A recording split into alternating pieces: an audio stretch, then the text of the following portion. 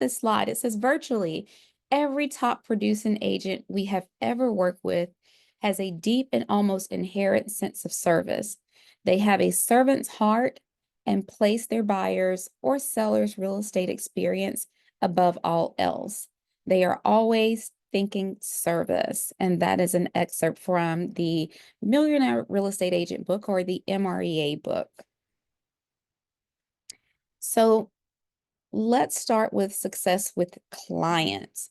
The point in the transaction that we're focusing on today is going to be the time between getting a signed buyer or listing agreement and receiving or making an offer.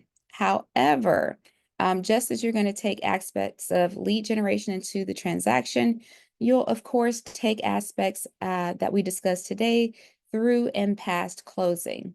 Our first topic is going to be success with clients.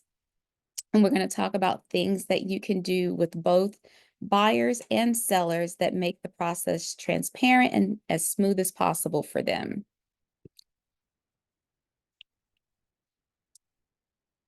All right, so the key to success with clients is going to be communication.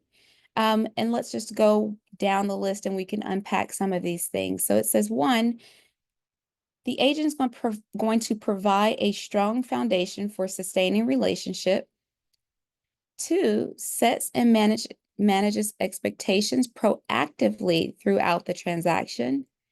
Three, creates peace of mind for your clients. And four, enhances your credibility.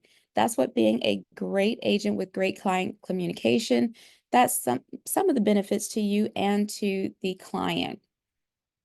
The one that I want to circle back to is number two, sets and manages expectations proactively. The key word being proactively throughout the transaction.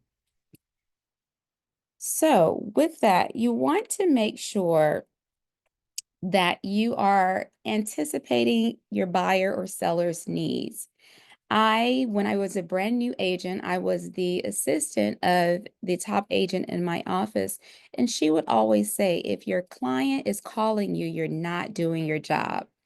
Now, they're going to call sometimes regardless, but really, your clients should not be calling you that much because you should have built-in communication checks where you're letting them know what's going on in the transaction. So, for example, when I'm working with sellers and I'm sitting down for my seller appointment, and when I'm working with buyers, I actually show them my calendar and I let them know that I'm going to be following up with them on a minimum once a week on Mondays before 10 a.m. So when I'm setting that expectation during my buyer consultation or doing my seller consultation or listing appointment, they are already aware and expecting me to contact them Monday before 10 a.m. That also holds me to account. If you tell a customer that you're going to do something, then you actually have to follow through and do that. So part of that is for the customer, and part of it is for me to hold myself accountable. So we have those check-ins on Mondays. Of course, if you're working with a buyer, you may find yourself communicating much more than that, and that's okay. But you want to proactively communicate that you're going to be reaching out to them. It doesn't have to be Monday. It could be Tuesdays. It could be Fridays. And what I let my buyers and sellers know is, hey, even if I have no news, I'm still going to be in touch with you Monday by 10 o'clock, even if it's to tell you that I have no news. Okay.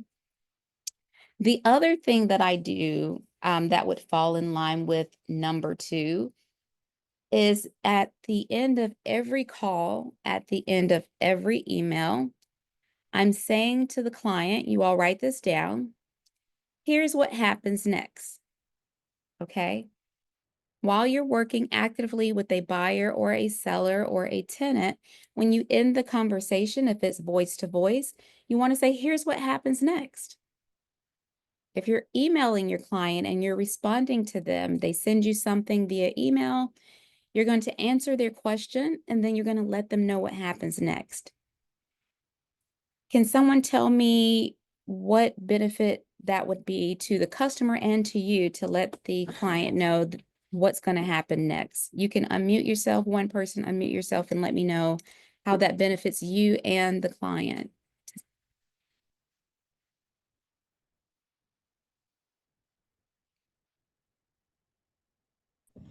It gives the client a direction in where we're going. Exactly, Gerald. Gerald said it gives the client direction in terms of where we're going. Leah in the chat says they know what to expect. If they know what to expect and they know what's going to happen next, chances are they don't really have a reason to give you a call back. Jennifer says it takes the fear out. It takes the fear out, especially for buyers. It takes the fear, the anxiety, the anticipation. So that is you being proactive throughout the transaction. Every single call, I recommend that you all get in the habit of saying, okay, well, here's what happens next. Even if you've gone over it during the phone call, when you say, here's what happens next, you can kind of recap what you all have already spoken about. So like it says here, it creates peace of mind for your clients, and then it enhances your credibility as a professional, okay? Um, any questions on that? You can put those in the chat, and when we get to the aha section, I'll go back to those.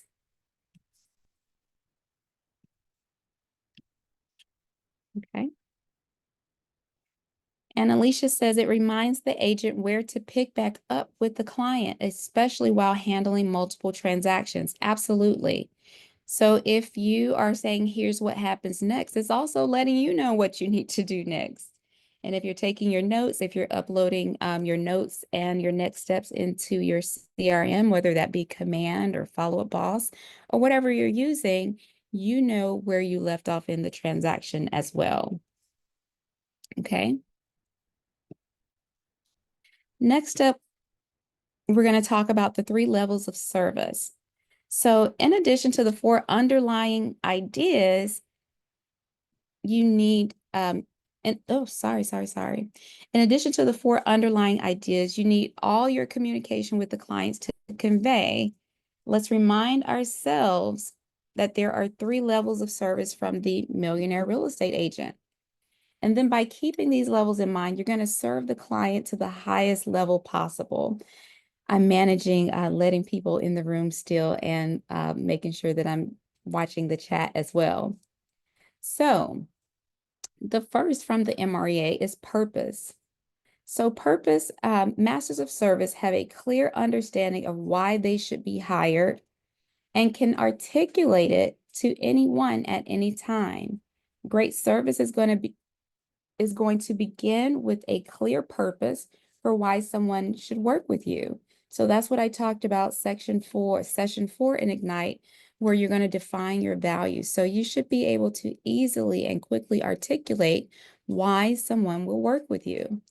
Now, if you are a new agent, like I was once a new agent, you may be thinking, well, I don't have any skills in real estate. I don't have any experience.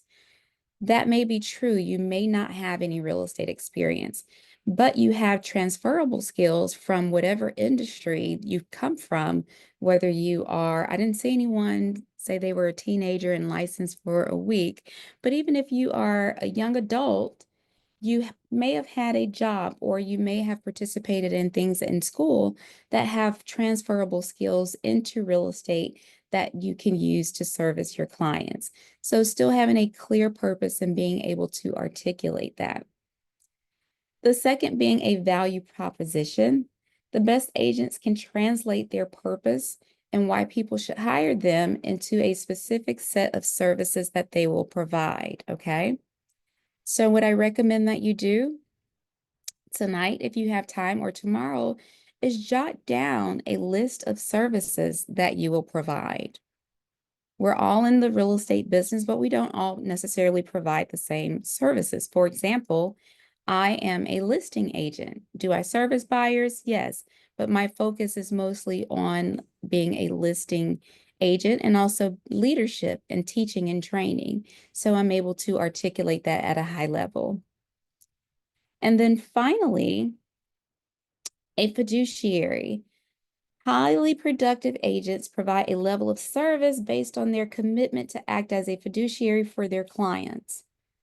And being a fiduciary, if you remember from real estate school, that just means putting the client's interest before your own, looking out for their best interest. Now, I know in certain states, you practice transaction brokerage, so you're not necessarily a fiduciary for the client, and that's okay as well. But at the end of the day, we are all looking out for the consumer's best interest over our own. So even if you're working as a transaction broker, you're putting the consumer's needs above your own, okay?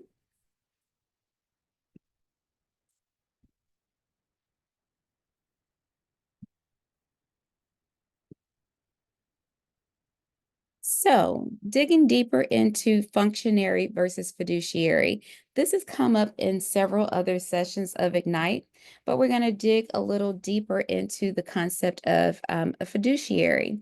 So, way back, I think in session three or two on being the real estate expert, we broke down, or you all should have broken down the difference between being a fiduciary and a functionary. If you recall, a functionary has a specific task relationship with clients. They do their job by dotting the I's and crossing the T's. However, a fiduciary is in a high trust relationship with the clients and always puts the best interests of the client at the forefront.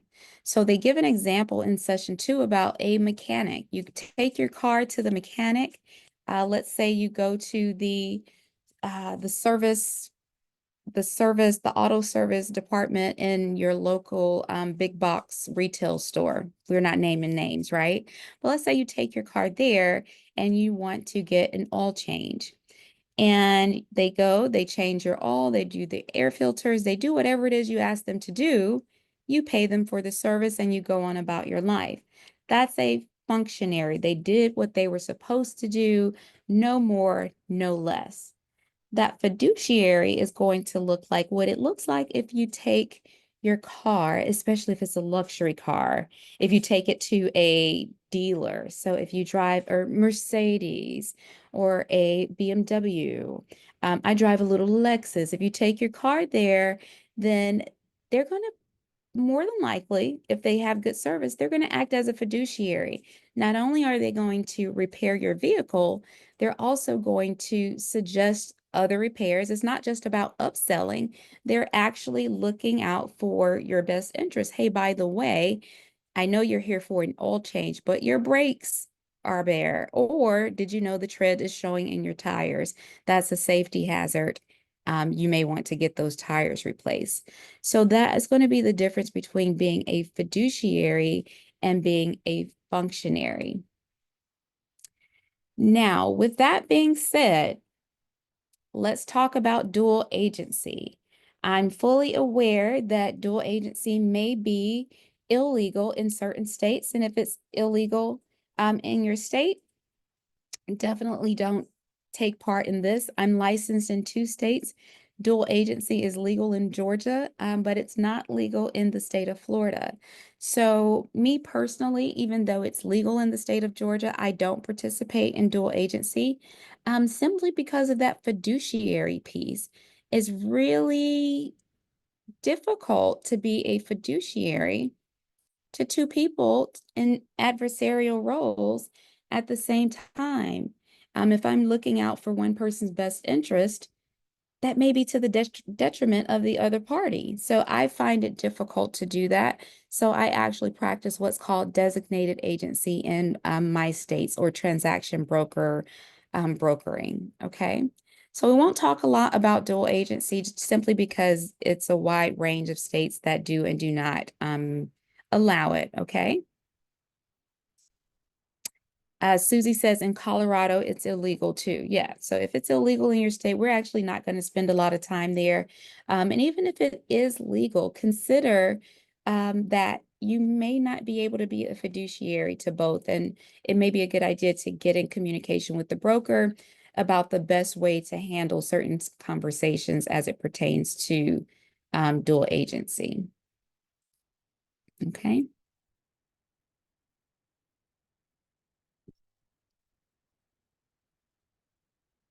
All right, so we've talked about the three level of services and revisited fiduciary versus functionary.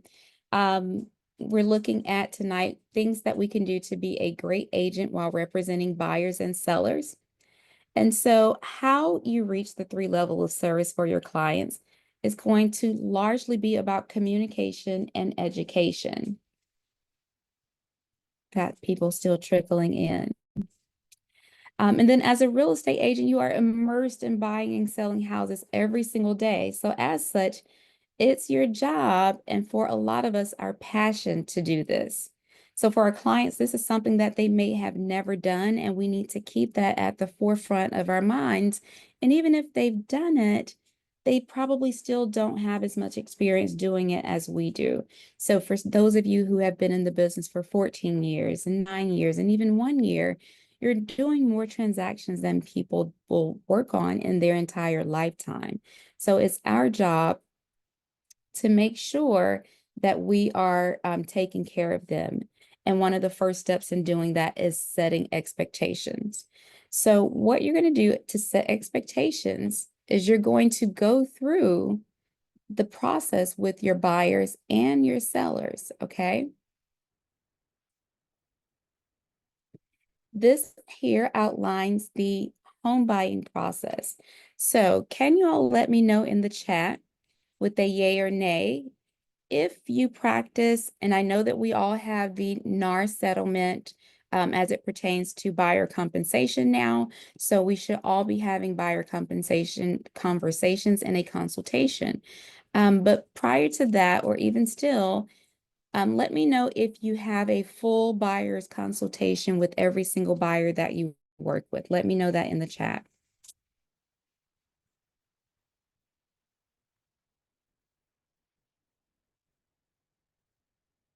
Keisha's having a buyer consultation. Angie is good. And Alicia is, yes. And Alicia's taken a lot of my training, so you've heard me on my soapbox before.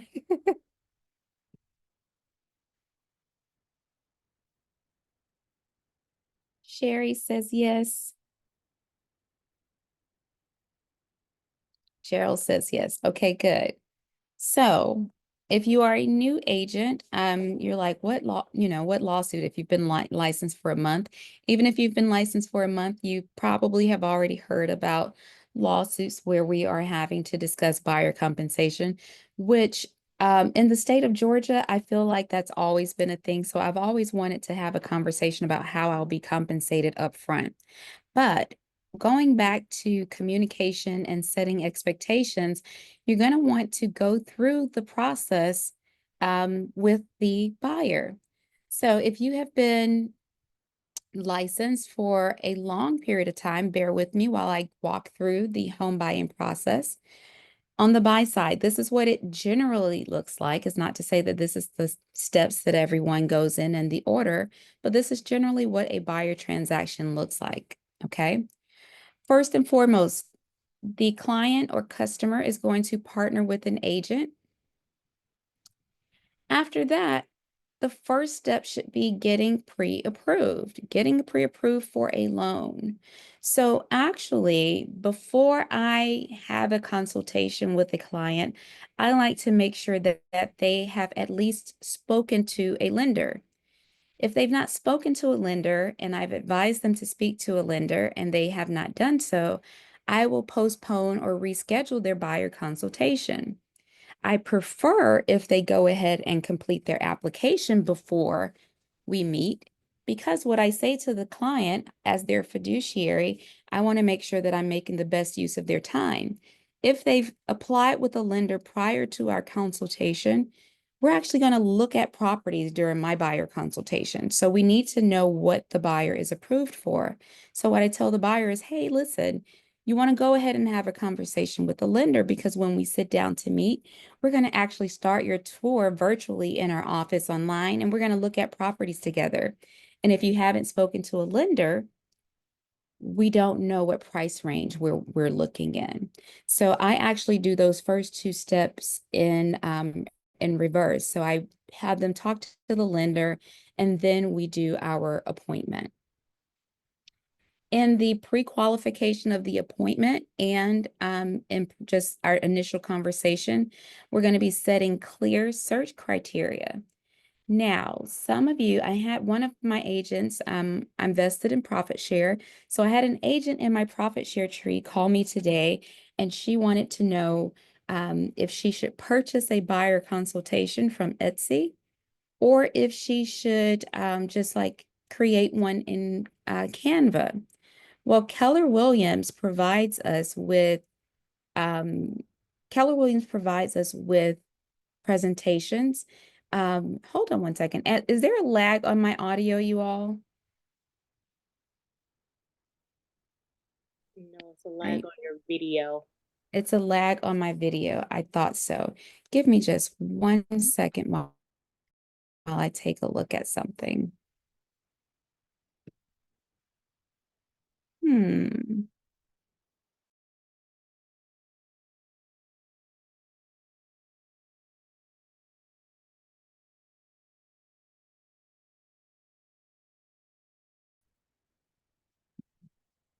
There's still a lag. Okay. But you all can hear the audio. Some people said no. Hey, Jocelyn, how are you? You snuck in here. Nice and clear. All right. Thank you, Amanda. Let me just go back to playing from the current slide. Okay. So you all should be able to still see my screen. All right. So you're going to have that clear search criteria.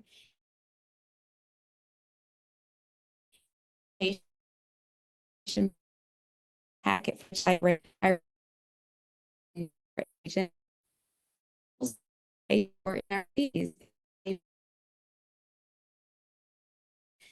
that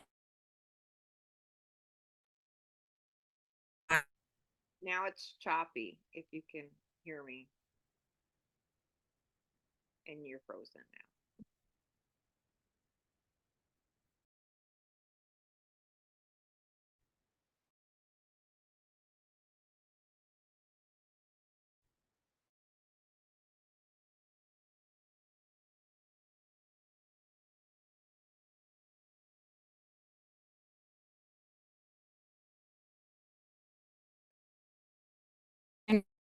work.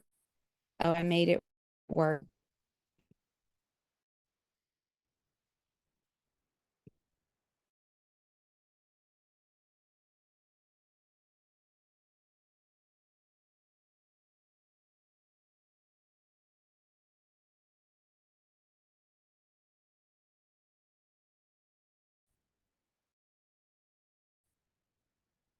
Can you hear me now?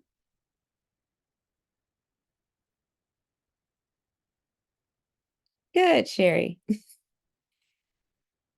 I was talking to someone the other day and they said, "What happened to Sprint? Was it Sprint? Was that, can you hear me now? Was that Sprint?" All right, so hopefully we can work through the audio issues. I'm kind of in the back of my home, and I may need to relocate during our break, which by the way, our break is going to be at 10 o'clock. We're going to take a quick 10-minute break and then be right back, okay? So if someone can be my timekeeper, that'll be great.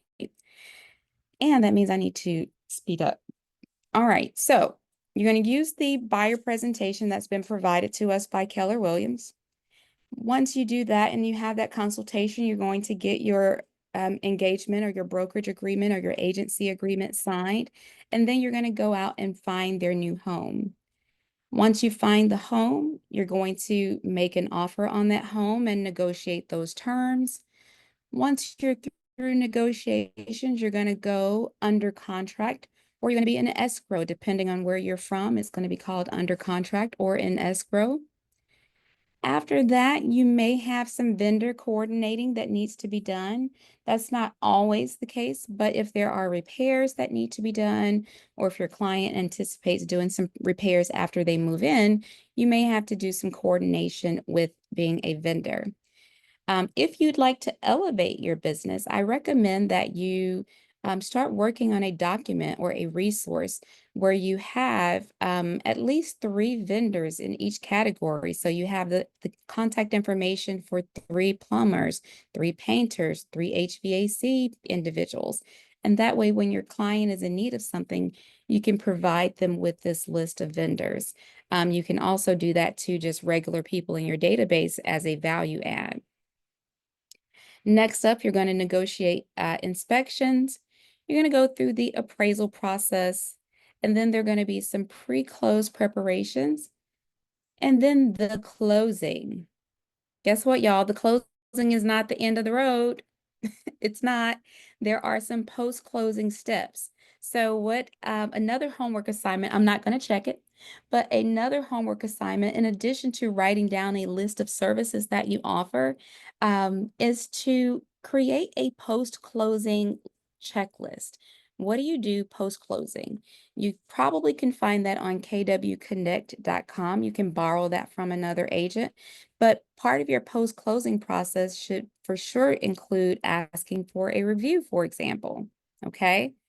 You want to ask for a review. You want to, I have a 1 month, 30-day to-do set up for my clients to call just to make sure everything is going okay.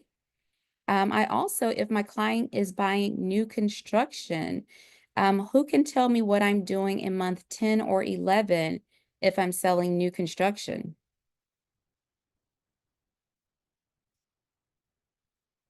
Anyone? Maybe warranty reminders?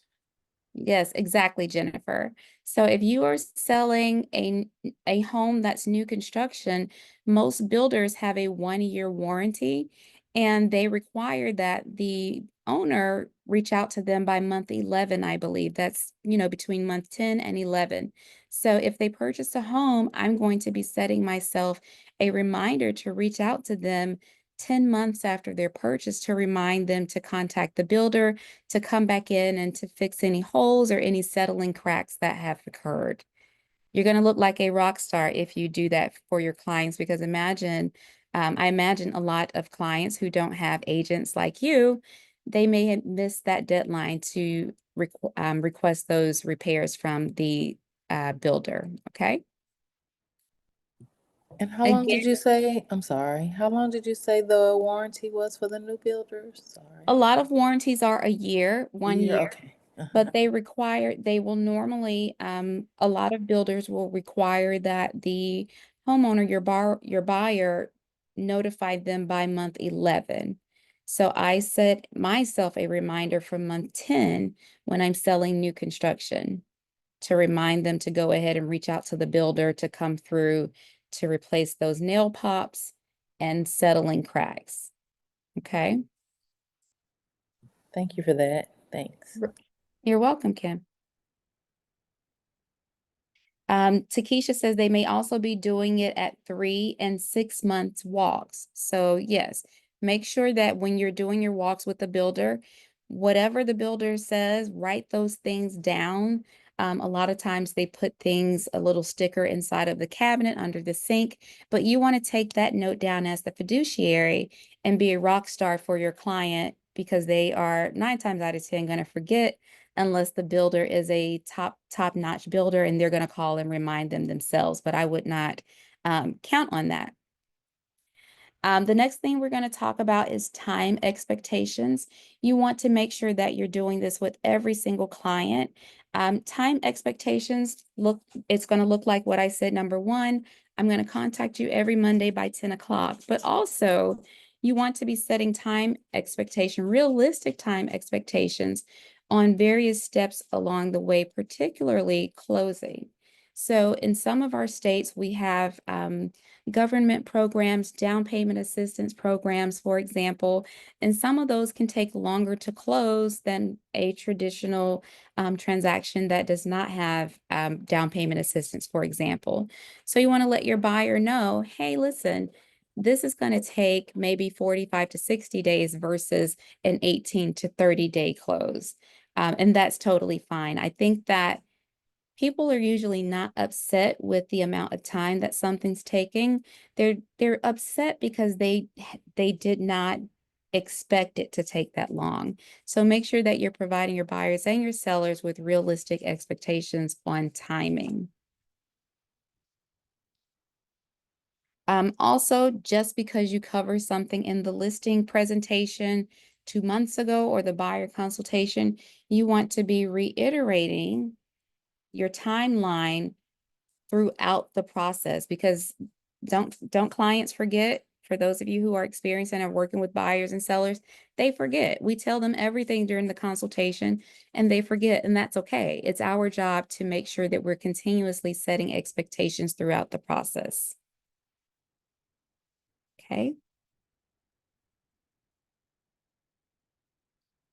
Next up, we're going to be setting document expectations. So when I'm meeting, particularly with buyers, well, with sellers, I'm just like, you know what? You know, all those papers you had to sign when you bought your home, you're not going to have to sign all of those on the sell side. So I'm excited about paperwork from the seller perspective. But on the buy side, it's a lot more intense on the buyer side, especially if they're obtaining financing. So in terms of what I'm setting the expectation for a buyer is, okay, in addition to the contract, there are going to be some other documents along the way that you're going to need to either sign or go over. So, for example, appraisal documents, inspection documents, property disclosure, lead-based paint disclosures, all types of disclosures. But also, let's talk about the lender, setting expectations. I tell my clients, hey, listen, I know you already gave the lender these documents, but guess what? They're going to ask for it 10 more times. And guess what? You have to give it to them 10 more times. Yes, it's the same document. No, nothing has changed. But when the lender is requesting something, instead of pushing back and saying, hey, I already gave this to you, just go ahead and have it ready to submit it again. Nod your head if the lender is going to request the same documents more than once. I see some head nods. Okay. So the lender's going to be requesting those documents. So not your seller, your buyer is not going to be as irritated by those requests if you've set the expectation up front that, hey, the lender may be asking you for these things multiple times. Okay.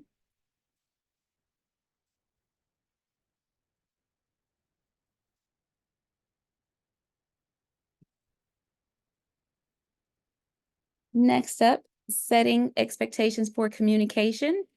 We've talked a little bit about this here and there. So, as an agent, I know I'm talking about communicating and setting expectations. Some agents feel like they can never turn their phone off or take a day off. If you've been like that or are like that, raise your hand. I'm not currently like that, but I was like that. My very first team in real estate, when I started my first team, I want to say 2015 maybe. My team name was All Access Agents. That was my brand. All Access. You can reach me by phone, by text, by Twitter, by Facebook, by Instagram. You can reach me everywhere. And I had videos and marketing and all of this stuff about having all access. Now, there was a method to the madness. If you ask a consumer their biggest complaint about real estate agents, what do you think it is? Someone unmute yourself or let me know in the chat. What do you think the biggest complaint? Not answering the phone. Not answering the phone, not being available, not being responsive. So I said, I'm going to be the agent that always answers. Okay. Definitely not my business model now. I was in my 20s when that was my thing, but I am now in my 40s, and that is not my brand or my marketing or my message at all. Okay. So you do have the right to turn your phone off. If you will turn your phone off at a certain time each evening, make sure to let your clients know this. So I let my clients know this, and I let agents that I train know. If someone who is here has been in my class, can you let everyone know what time my phone goes off? If you remember, I'm putting y'all on the spot if you've taken my class before. Anybody? Anybody? Anybody? Okay, nobody knows. Annalisa, are you here? The time is 7 p.m. I turn my phone off at 7 p.m. I don't actually turn my phone off. I don't answer my phone after 7 p.m. I just don't. And I let clients know that. I let agents know that. And so there's an expectation that even if you call, you can, and I tell them, you can call, you can call, you can text. I'm going to get to it the next day, but I don't take calls after 7 p.m. So if you have a boundary like that, then let the client know and they respect that. We respect our doctor's time, right? We respect attorneys. We know if we want to talk to the attorney after hours, we're going to have to pay a premium, right? If you go to the emergency room, you're going to have to pay a premium. So it's okay to set boundaries as professionals. And I would argue that 7 p.m. is kind of late. But I turn my phone off or stop taking calls at 8, and that's okay to let your clients know that. Also, if you are using the Keller Williams buyer packet and seller packet presentation packets, there's going to be a page in there that's going to have you ask the client, what is your preferred method of communication? I ask this every single time. One, because I'm a texter and I hope that they say texting. I'm an emailer and I hope that they say emailing. But you want to make sure that you're not, you're not texting someone paragraphs and they prefer to talk on the phone, or you're not calling them on the phone and they are traveling the world, they're a busy executive and they don't have time to sit on the phone with you all day. So you want to ask, what's your preferred method of communication? Text, call, email, which do you prefer? And they'll let you know how they prefer to communicate. And I think that that is a huge, huge, huge value add, because I know me as a texter. Do y'all text someone and then no, I'll text someone and then they call me. I'm like, but I texted you. That's why I texted you because I didn't want I didn't want to talk on the phone. So make sure that you're not doing that to your clients. Make sure that you're contacting them in the method that they want to be contacted in. Also, if you're going to be in a group text, make sure that that's okay. I recommend if you're working with a couple or business partners, that you're using a group text. However, make sure that you know like their schedules. You want to ask, is it okay to put you all in a group text? Because what if you're working with a client or a set of clients and let's say they're a married couple and one of them works overnight and one of them works a regular day job. Well, the one that works overnight may not want to be on long group text during the day. So make sure that you're just checking in on how they prefer to be communicated with, okay? I'm just checking the chat here. Next up, we're going to set contingencies. What will happen if a home comes on the market that's perfect for your buyers the weekend your sister's getting married out of state? So have a plan and communicate it well in advance. For example, if you've got a wedding and let's say that wedding is on May 1st and you start working with these buyers on March 1st, you already know about the wedding. Communicate it when you meet after signing the agreement. So if you know that you're going on vacation, if you know that you've got a wedding coming up, congratulations. But if you know that you are not going to be available or on vacation, make sure that you are communicating that at what I call ground rules. Okay, communicate at ground rules, things that you already know you're going to be unavailable for. So you can say, I know we're just starting, let's say if it's April, we're starting in April. I will be out of town for a weekend in the month of May, but I already have my team prepared to assist me during that time. Okay. I'm a mommy of 4, and I've been doing real estate for 19 years. So I've had 2 children while I've been in the real estate business.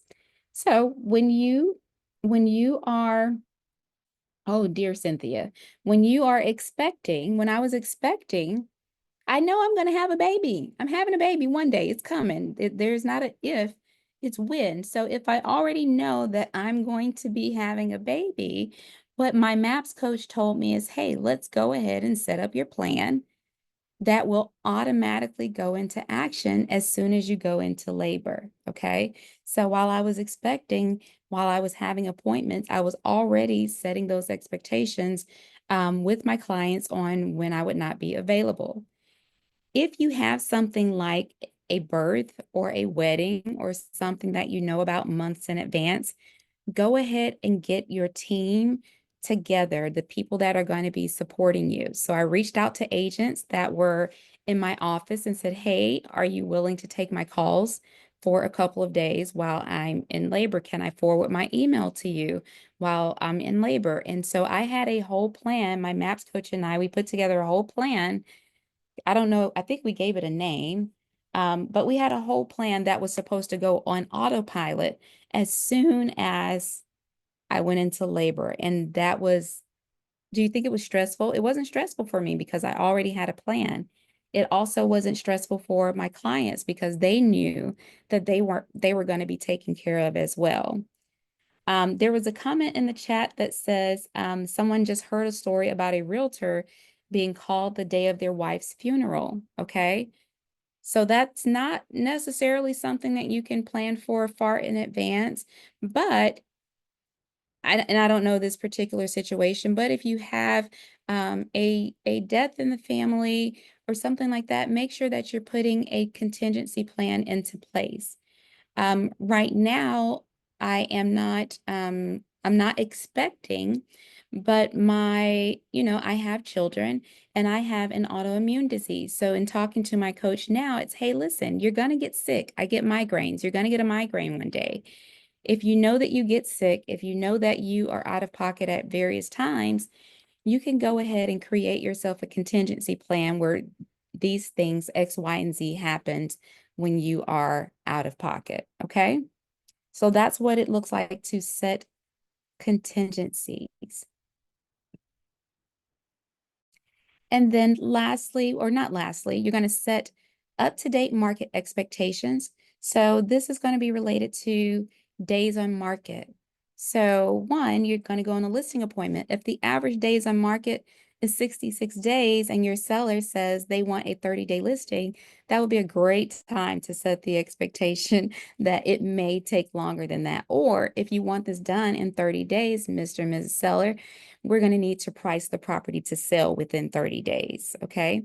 So you want to be setting expectations as it pertains to days on market. Also, as it pertains to days on market, as we all know, in most, well, I'll speak for the markets that I work in, homes are sitting for a little bit longer than they were. Okay.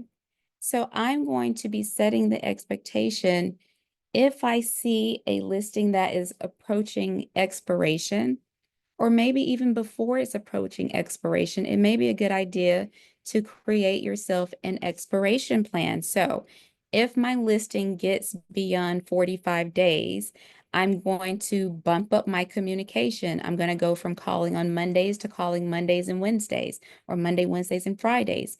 Create a plan such that when the expiration comes up, you've already worked it out to re-sign that listing and not have another agent get that listing. You don't want to wait until the day of, or you don't want to wait until your seller calls and say, hey, why are 100 people calling me today? My listings, they say my listings expired.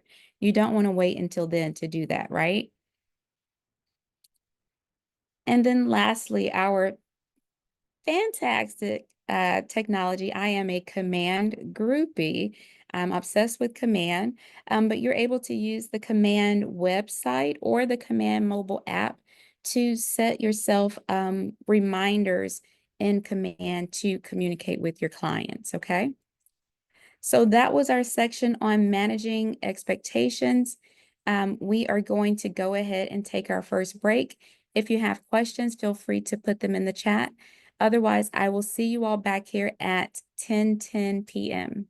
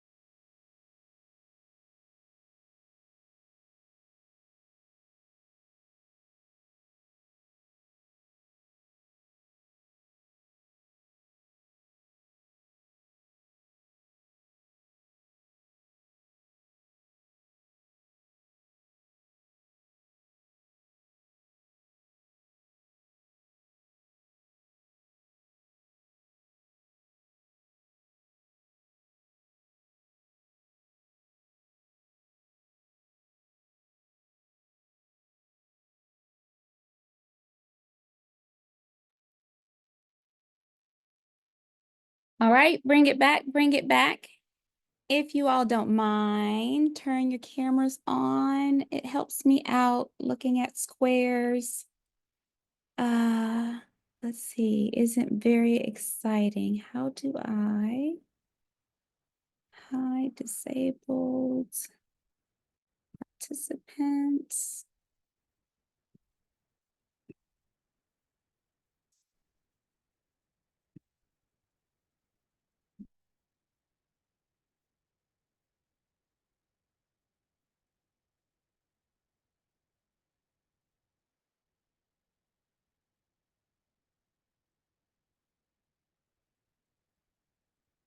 All right, welcome back from break.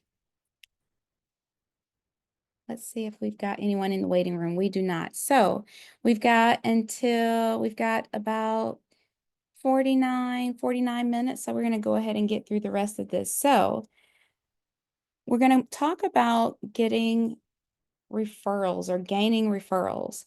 So first off, you may be thinking, okay, we haven't even gotten the house under contract at this point. Why am I asking for reviews and referrals? So because you are already providing value up front, it's perfectly fine to ask for reviews or referrals before the closing. From the beginning, in your consultation, you want to let your client know throughout the process, I'm going to be giving you amazing service and earning your trust so that you'll want every member of your family and your friends to work with me. Okay. Something that I say is, when you're in the market, especially when I'm working with, actually, I do it when I'm working with buyers and sellers. It says, when you put your home on the market or when you are in the market to purchase a home, people around you are going to start to share with you that they're also looking to buy or sell a home. And I just want the opportunity to work with them. So please call me when you come across someone who's looking to buy or sell. I really appreciate the referral. Inside of my buyer consultation packet, I have a page, like a full page that's devoted to referrals, and I have them rip it out during the consultation. I put my consultation packet in a binder, and I have them rip that out, and it has a space for them to jot down the names and contact information of 3 people. So you want to be asking for especially referrals along the way, especially if you do something fantastic or especially if they are praising you. And if they're praising you, you can say, hey, that's great. I really appreciate that feedback. Do you mind completing a review for me? And go ahead and have your Google review link, your Yelp review link. Also, we are able to collect reviews and testimonials on our Keller Williams site. If you are not familiar or not sure how to do that, you're going to want to go to answers.kw.com and type in testimonials. Okay. Answers.kw.com is a great resource for finding information. But if you want to know how to put your testimonials on your Keller Williams website, you can find that there. Okay. The steps in order to do that, you do have to earn the right to ask for reviews and referrals. And the first step is going to be to provide value. You're going to provide stellar service, education, advice, and care. Next up, you're going to ask for help. Ask for help. Asking for help will go a very long way. Something that you can say is, I rely on referrals. If you know anyone that's looking to buy or sell, I'd be so grateful if you would let me know. For me, I've had to be very transparent with my sphere, my database over the last 60 days, because when I decided to do this amazing dual agent thing, I imagined myself jet setting in between Atlanta and South Florida, and my clients thinking I'm so amazing because I can be in 2 places at one time. Well, that didn't happen. What happened is everyone thinks that I live primarily in Florida, which I do, but they don't understand because I didn't properly communicate it apparently that I also still sell in Georgia. So a lot of my Georgia clients went out and bought or sold with someone else because they think that I don't work in the state of Georgia anymore. So when I'm calling my database now, I'm asking for help. Hey, listen, apparently I did a bad job at communicating about what I'm doing, what I'm doing after I moved to Florida. I'm a listing agent, so I can list property from anywhere in the world, right? So I just tell them, hey, listen, I lost a lot of business when I moved to Florida. I thought it would be obvious that I could still help my clients, but it was not obvious. So one, I'm letting you know that I still sell in Georgia. I'm in town, once a month for showings and for listing appointments. And I have boots on the ground. I have a team. So I'm having to go through this and let them know that, hey, I need help. And I'm having to be transparent and asking them for that. So there's nothing wrong with just flat out asking for help from your clients. And then, of course, you want to reward the behavior of the referral. When you are rewarding the behavior of a referral, again, you want to make sure that you're doing this within the confines of state law in your area, but you want to reward them for the referral. Don't wait until the closing. So what I do is I go to Dunkin' Donuts. We have Dunkin' in Georgia and Florida. I go to Dunkin' and I carry around a little bag in my purse full of Dunkin' Donut gift cards. They're $5 gift cards. And when someone sends me a referral, I just drop a card in the mail and say, thanks for the referral. Have a cup of coffee on me.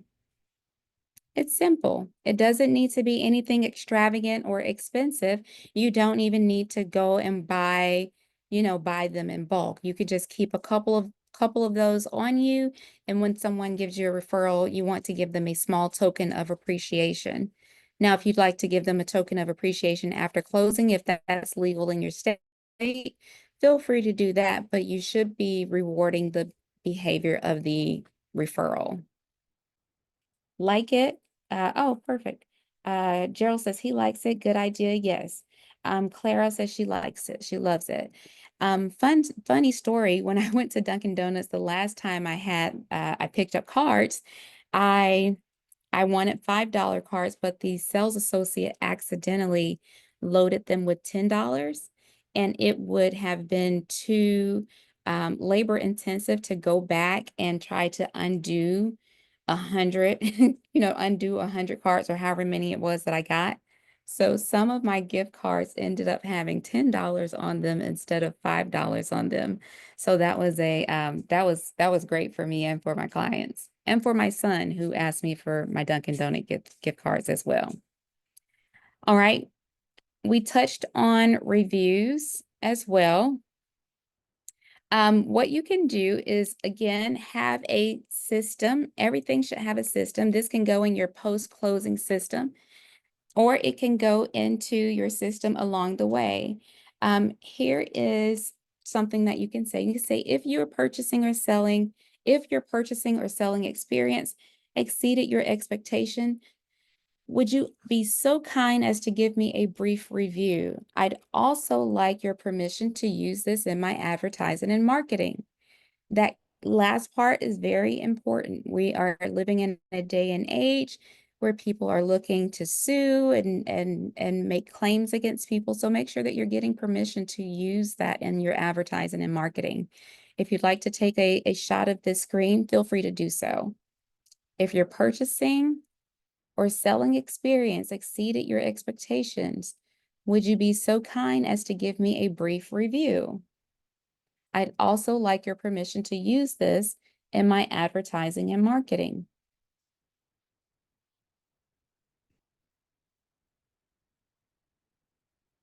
So let's talk about seller reviews. In your seller reviews, they're going to be oriented to address things like the client's home sold quickly, they got their asking price or above, or they were impressed by the service.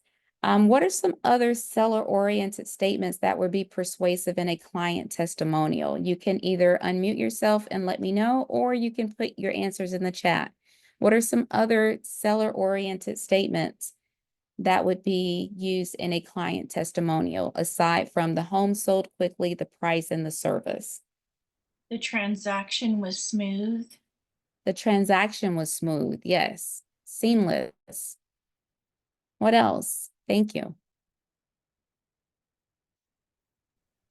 What about helping the seller get their home prepared for listing? Helping them get the home prepared for listing. So that could include staging if that's something that you provide for your clients, or a staging consultation. I have actually personally gone to sellers' homes and helped them pack. I've done that a few times in my 19-year career. I had a reputation for do not call Tori if you're not ready to move. She is going to make you move. So I've had to go and kind of bring a bottle of wine and have a pack night with the client.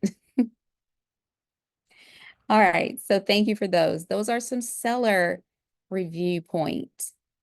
The buyer review points are going to be the buyer found the perfect home quickly, the agent negotiated a great price, the transaction went smoothly, um, or they were impressed by the service.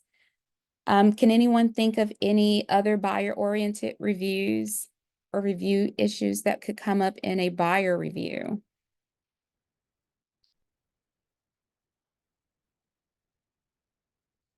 One that comes to mind for me is if I'm working with a first-time home buyer or family that's a first-time home buyer. Exactly, Patricia. I educated them. I held their hand along the way, very informative. I went at a pace that didn't make them feel rushed. Yes. So my brand, my team name is TKB and Associates. TKB stands for the knowledge base. So we have an educational approach to the home buying and selling process. Surprise, surprise, I'm an instructor, right? So my clients are always going to be speaking about how I'm educating them as, who was that, Patricia? As Patricia said, I'm educating them along the way so that they can make informed decisions. What about investing? What about investing? Are you helping your clients make a great investment for their future? I was on a call today with KW Estate Planning, or is it KW Planner? I was on a call today with them, and they were talking about helping people set their estate up and creating a real estate plan. What if you're helping clients create a real estate plan that's going to help their family build wealth? That's something that would be great to have in a review. Okay. All right, we are at the ahas and questions section. Can I get one person to unmute yourself and share an aha that you've gotten from our session tonight?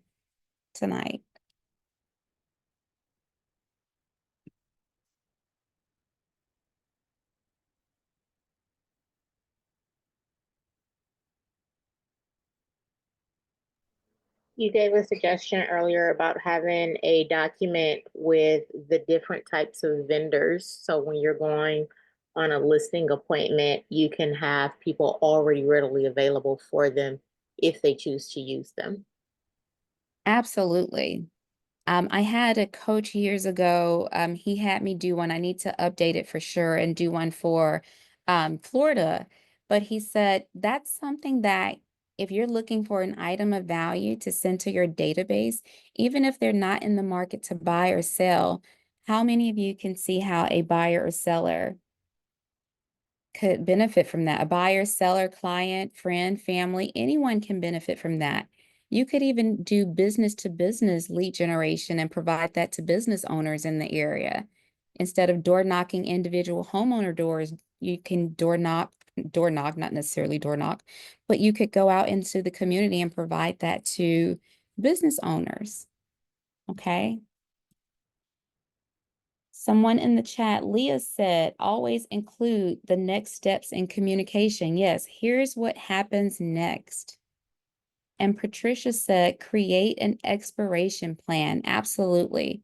So if the average days on market in your market is 90 days, I would start a plan halfway through. At 45 days, I'm going ahead and executing that. I'm going ahead and executing and putting that plan into play.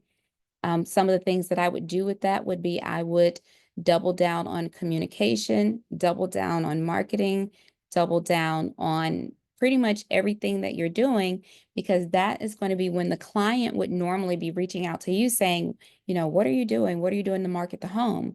Well, if you're already 2 steps ahead of them by creating this expiration plan such that they won't, well, one, such that the property sells, because you also need to have in there a price reduction aspect, right? Maybe.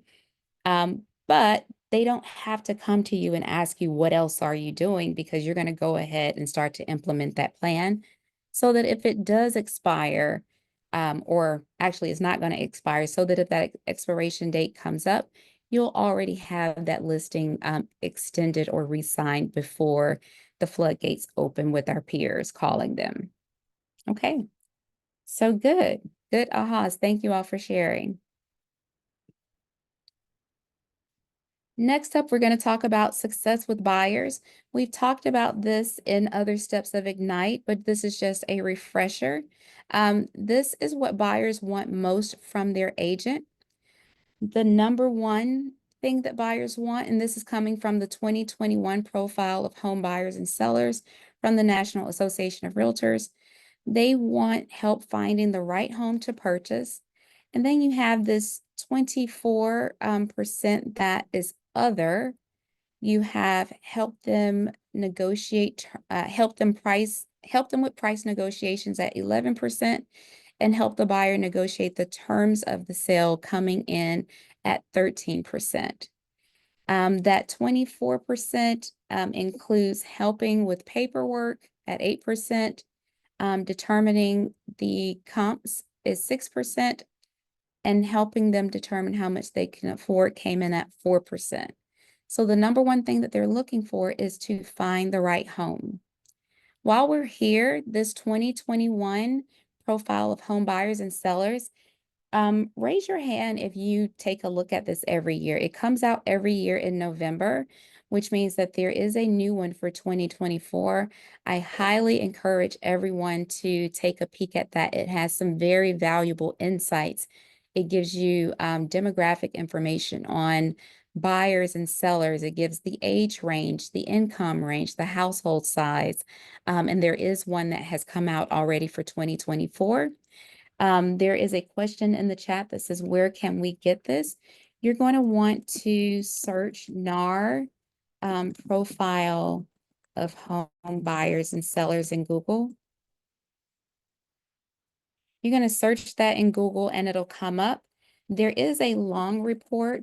I particularly like the highlights. So you can include highlights there, and there's a shorter document for that. But amazing insights. And I'm going to put my contact information in the chat if you need to reach out to me for anything. And then I'm going to set myself a reminder to email, just go ahead and email everyone that NAR profile. Okay. You're very welcome, Leah. All right, so let's talk about the buyer needs analysis. The first step in a stellar buyer service is being aware of their needs. You should have conducted a thorough needs analysis or consultation with your buyer's consultation leading up to the signed agreement. If you did not do that, which we should all be doing that because we do have to have that compensation conversation, you're going to want to revisit this step along the way. So you've got to revisit these needs and find the answers to several questions like finding out if they're growing their family, if they're getting a raise or a pay cut, if they're getting a new job. You want to be talking about interest rates going up or down, any major employers moving in and out of town, natural disasters that are happening. We've got a lot of that going on right now where communities are being wiped off of the face of the planet. You also want to be finding out about family major life events like marriage and deaths and divorce, unfortunately. We've had a global pandemic, we've got wildfires, we've got Hurricane Helene that wiped out a whole town in North Carolina. So you want to make sure that you are, in addition to finding out how many bedrooms and baths, How many people will be living in your home? Do you want the home in move-in condition, or are you willing to do some work? You want to also be asking questions about whether or not they have any major life events going on. I believe that that will definitely set you apart as a fiduciary as opposed to a functionary. This page here, this home wish list, this is inside of the buyer presentation packet that's with your command designs. So again, as you can see, it's asking all of the questions we normally ask, like who will be living in the home? What are the non-negotiables for your home? Beyond your top 5 needs, what's something that you really want, okay? If you live in an area that is impacted by homeowners insurance rates, I am in Florida and a lot of you are in California, make sure that you have advocates on your team that are in the insurance business so that you can get quotes quickly when you're working with buyers, because can't we all agree that homeowners insurance can take a buyer out of the game in certain areas? Homeowners insurance can be very cost prohibitive and can cause a buyer to not be able to purchase.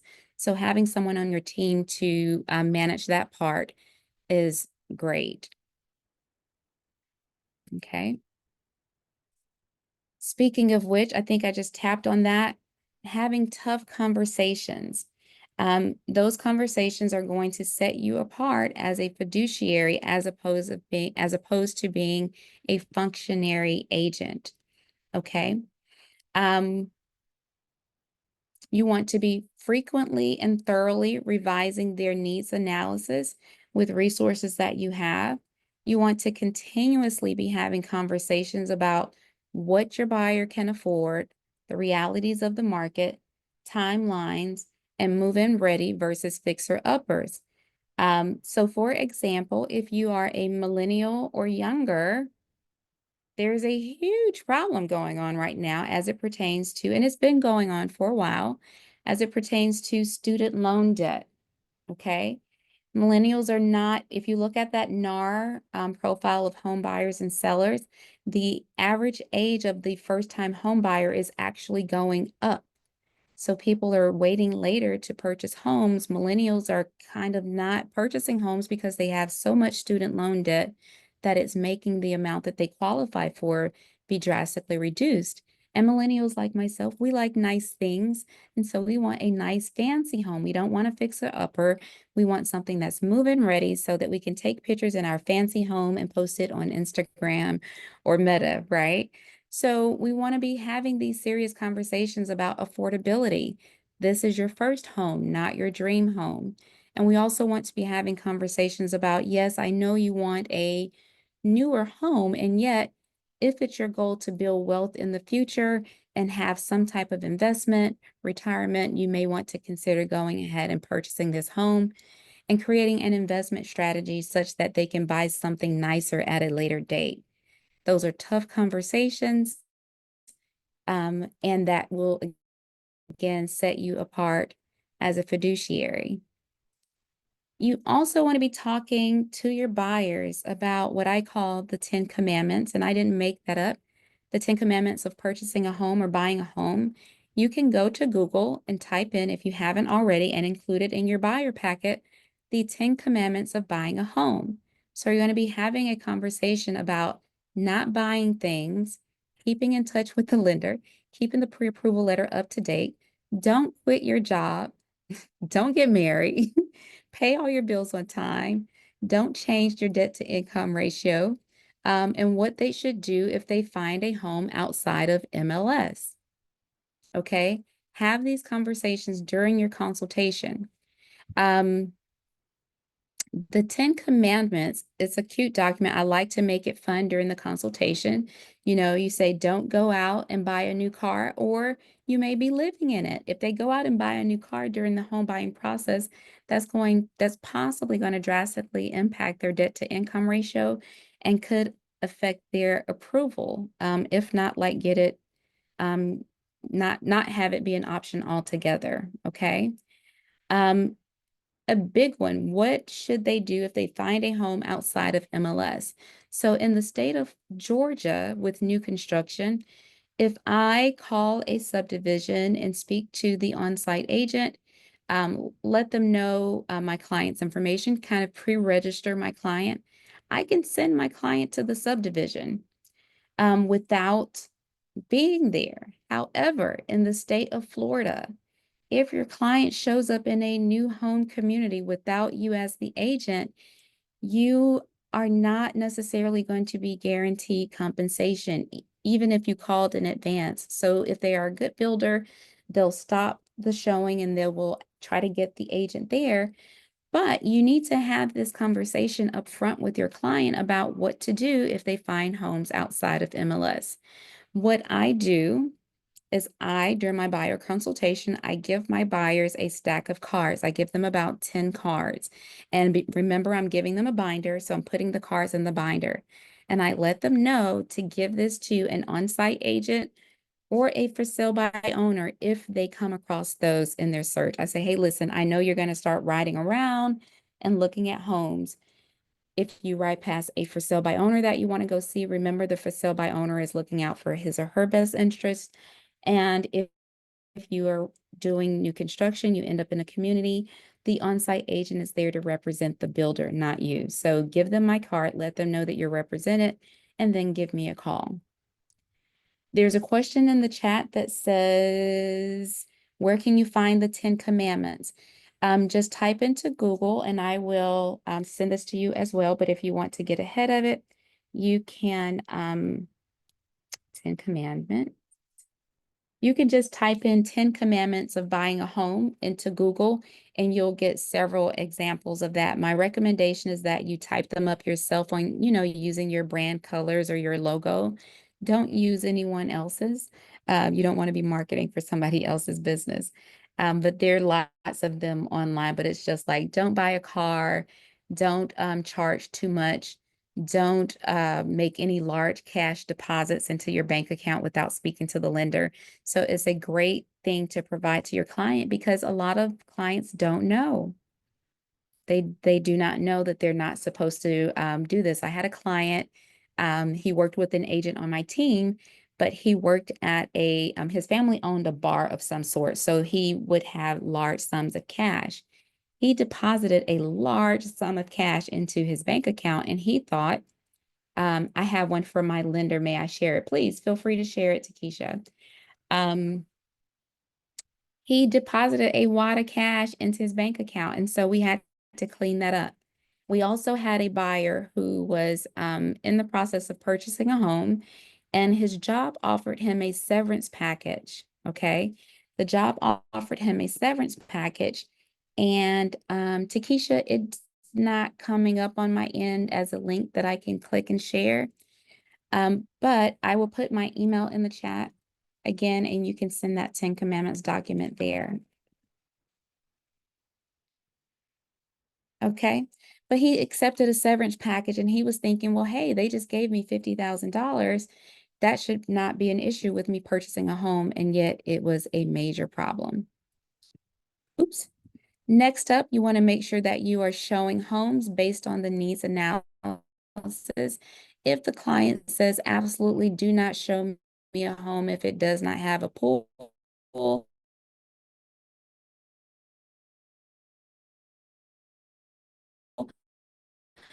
do not show the client a home that does not have a pool. Unrealistic expectations, realistic, you want to go ahead and address that in the consultation. We're going to go over quickly some showing home best practices. First, you're going to show only the best properties for your buyer. Second, you're going to have the MLS listing with pricing information and key details, including disclosures. You're going to mark properties on a map and answer location questions. So before you're showing, map out your properties, either put them in MapQuest, or if your MLS has a program like Cloud CMA, it will allow you to order them in such a way that makes you look competent. If you're showing properties and you're zigzagging across town, that's not going to look good on your part. Let's see. 1 second, I'm dropping the 10 commandments. Thank you, Patricia. All right, so I just dropped that in the chat with the 10 commandments. You want to be knowledgeable about the property and neighborhoods. Include recent comps to answer any pricing questions. So before you go in showings, you want to be familiar with the area. And then as you are showing homes, you want to be pointing out potential issues or concerns with the home. This builds trust with your client. Now, you don't want to just be pointing out things just to point them out if there are no issues. But if there's an issue, make sure that you're looking up to the ceiling, down to the ground. You're looking for water spots. You're looking for things because if you can point those things out and get ahead of that, the client is going to definitely trust you and know that you are looking out for their best interest. Right. Next up, I recommend everyone have a home tour toolkit. Go to your local big box retailer, go to the college school supply section. What month is it? I don't know if they'll still have them around this time, but get a crate in your favorite color, and you want to have sanitizing wipes. You want to have paperwork. You want to have offers and listing agreements. You want to have those, a few printed copies. I have been out showing properties and the listing agent says, hey, I need this offer right now. And with technology and my tablet and all of that, it just wasn't going to work. And I've had to handwrite an offer and get it over. So keep a few blank copies of contracts with you. Want to have a map, first aid kit, flashlight, a level, tape measure, office supplies, notepad and pen. Something that I give all of my buyers is a clipboard in the consultation. I give them their binder, but I give them a branded box with all of these goodies, but in there is a 99 cents, if that 99 or 79 cents clipboard, so that when we're out looking at homes and I give them a tour packet, they can take notes on the homes that we're viewing. Okay. So consider adding a clipboard to your buyer packet. Paper goods, toilet paper, paper towels, all homes don't have those, and someone's going to have to go while you all are out looking at homes. Graphite for sticky locks, hand wipes, hand sanitizer, mask, shoe covers, business cards, umbrellas. You want to have at least 2 umbrellas in your car at all times. You don't just want to have an umbrella for yourself. Have one for your clients as well. So a minimum of 2 umbrellas in your car at all times. Beverages and snacks, and then entertainment for kids. If you have a child or grandchild that has a tablet that they don't use anymore, consider putting that in your kit. Keep it charged. Also, coloring books and crayons. Now, with that, you want to make sure that you are getting an erasable kind. You don't want to take that into, for example, a home that you're showing. But the crayons are really good for buyer consultations. When you are meeting with the adults, the kids can color. But I do find that an inexpensive tablet works just as fine, if not better. Okay? So a home tour toolkit.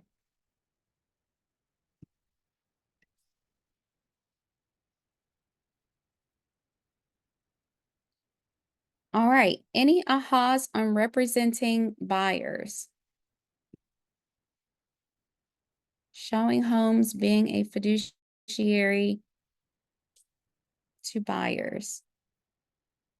Ahas or questions. I think we're doing really good with the chat with the back and forth, so not too many questions there.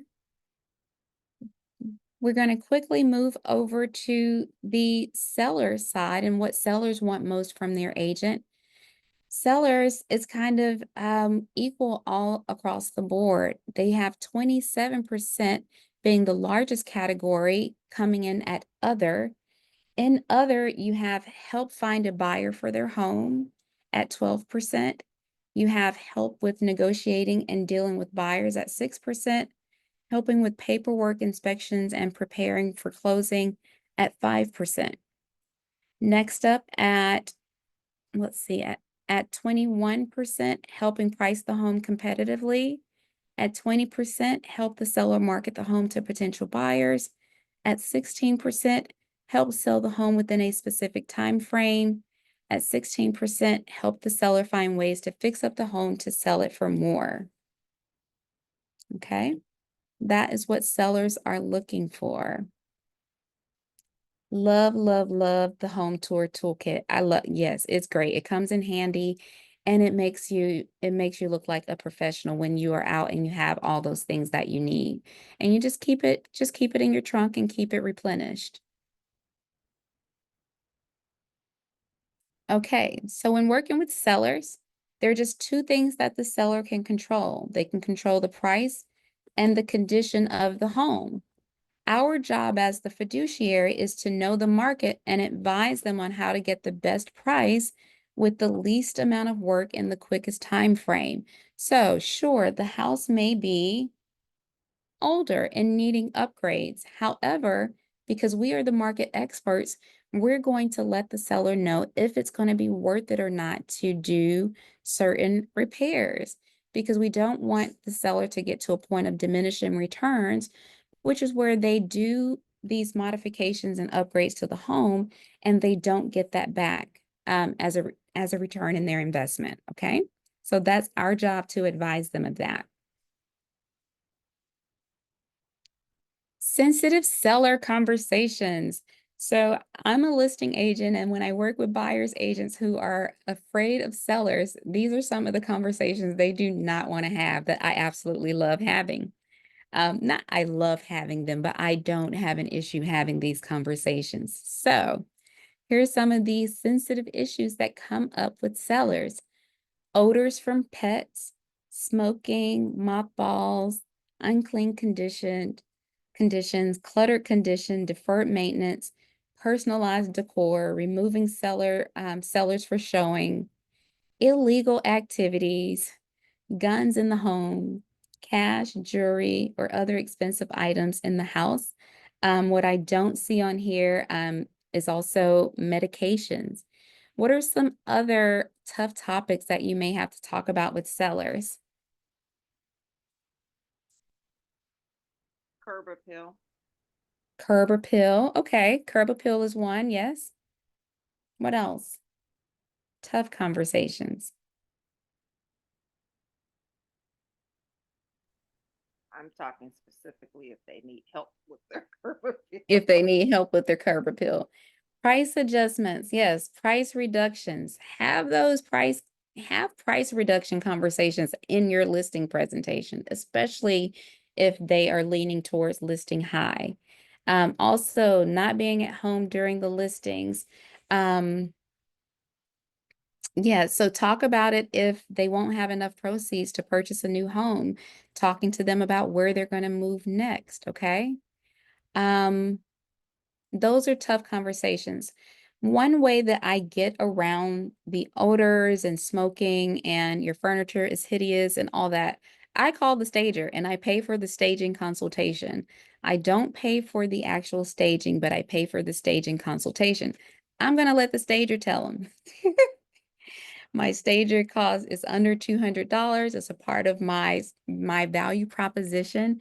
But part of that is so that I remain a partner with them. And there's this other person that's saying these things about their home. Now, I don't have an issue with saying things about it, but it goes over much better when it's coming from the stager who is a professional whose job is to get the home ready for sale. So that's a listing hack. How do you prepare them for the tough conversation if you do have to tell them? I do my very best to have the stager come out. But there's no way to prepare them.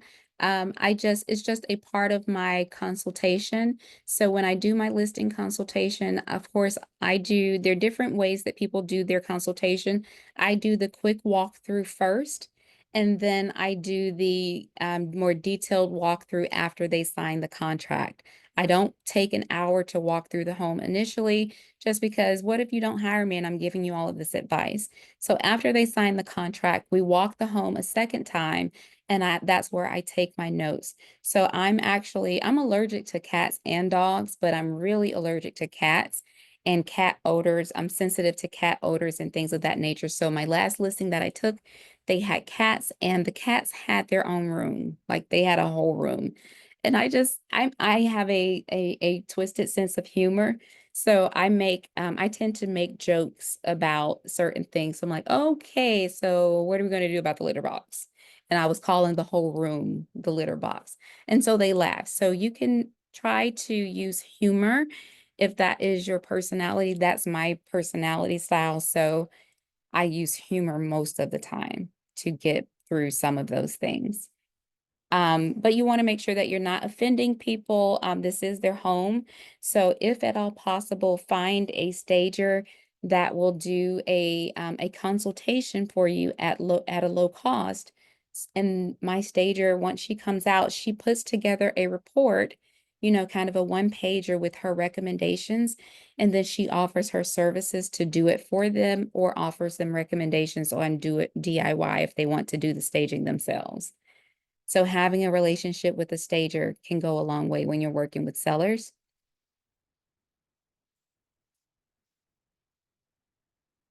Um, Fair housing, what happens with fair housing? So other tough conversations, if your clients are asking you to violate fair housing laws, remind the client of their obligation under the Fair Housing Act. You can also discontinue representation of the client. You can report the incident to your broker immediately. You need to also fully document the situation and consult with an attorney if uncertain. I have had this come up this year, actually. I had a seller who and she had good intentions, very, very good intentions. She wanted to make sure that her home was competitively priced and in great condition, and she wanted to sell the home to a single mom. She said she was passionate about that, and she wanted to sell the home to a single mom versus an investor. She wanted to have a single mom have the gift of home ownership. And so even if there were multiple offers going over asking price, she told me that she would give preferential treatment to single moms. And as we know, familial status is a protected class. She was looking to help that person, or help the persons that come along that were moms, but that's not something that we're at liberty to do on our sellers' behalf, to cherry pick people based on their demographics, especially if it's dealing with a protected class. Okay, so you have all of those options there, but definitely always get in contact with your broker if that is happening.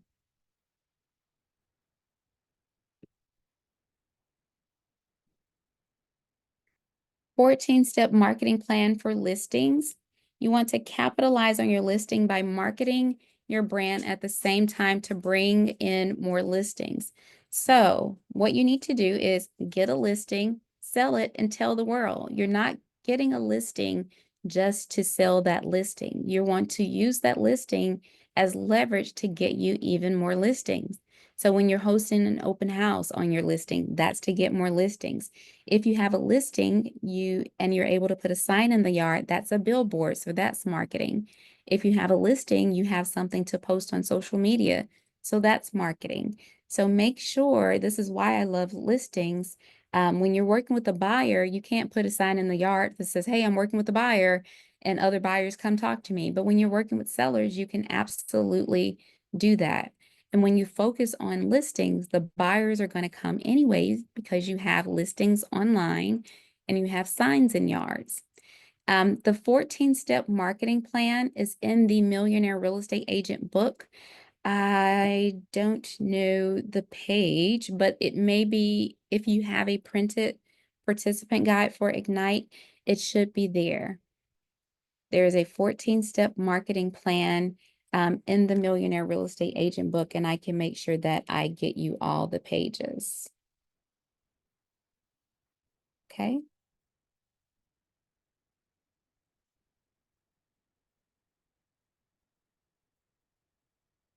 Next up, it says the message you put out to attract prospective buyers and sellers is everything. Why would they want to contact you in this market? What would they get if they did? These two questions are at the heart of all effective messaging. So as you're putting things on social media, make sure that your messaging is answering these questions. Why would they want to contact you in this market? So if you go to my Facebook page, for example, I have a, it's a blooper of a video, but I'm doing a seller campaign, seller-based social media content this month, and I did a post on why selling your home in first quarter is a good idea. And so I'm telling them exactly why it's a good idea and why they should contact me to talk about selling their home in first quarter. So make sure that your messaging matches the client that you intend to attract and making sure that it matches the current market, okay? Lastly, we're going to talk about proper signage. Per NAR, it says within 1 business day of marketing a property to the public, the listing broker must submit the listing to the MLS. So you are going to, we're not going to go into that because I know that different MLS services have different requirements for signage, okay? So you're going to want to follow that in accordance to your local MLS, okay? Lastly, I'm asking you all for a review. If you found this information today to be valuable, we're getting ready to wrap up. My request is that you go to kwueval.com. I'm working towards being a KWU certified instructor, and I also love feedback. So if you all can give me some feedback, written feedback in there, you can. You're going to scan the QR code or go to kwueval.com. You're going to type in virtual. You're going to put your region in. You're going to select instructor not in the drop down. And then you're going to type in my name, which is Tori Easterling, Easter like the holiday, L-I-N-G. And we are doing Ignite Session 16, Work with Buyers and Sellers. While you all are doing your reviews, we've got about 3 more minutes. What questions do you all have or ahas that you'd like to share? I have a question regarding the showing Yes. grant. So we need to sign Form 17 before we show the property, right? So that's going to depend on your specific state or board. So can I share the QR code? Are you all not able to see the QR code on the screen? I Oh, see. dear. So, yes, so what forms you need prior to showing is going to depend on your location. So I'm licensed in the state of Georgia and Florida, and we do have to have a document before showing homes. So check with your market center leadership to confirm the number of the form that you use. Great, thank You're welcome. Any other questions?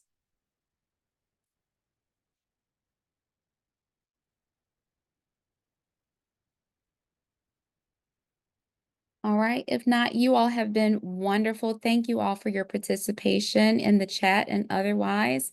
I am excited to have been with you all. It's now 11 p.m. Eastern Standard Time. But thank you for your reviews. If you are able to put in some actual wording, thank you, Monica. Thank you, Dominique. Thank you, everyone. But if you're able to leave that review, leave me some feedback. I know I say a lot, so don't put that one. I'm working on that. I say and I've got a new one. So I'm saying so a lot. So. But leave me a review. I hope to spend time with you all again in the future. So assuming these reviews are great, I'll see you all some other time. You all have my contact information. I will put it in the chat again. Feel free to reach out to me anytime for anything.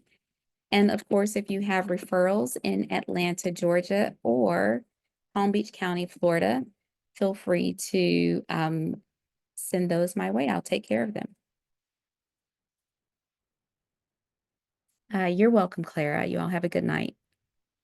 Good night, Cynthia. Great night. Good night. Good night, Annalicia. Thanks for joining. Thank you.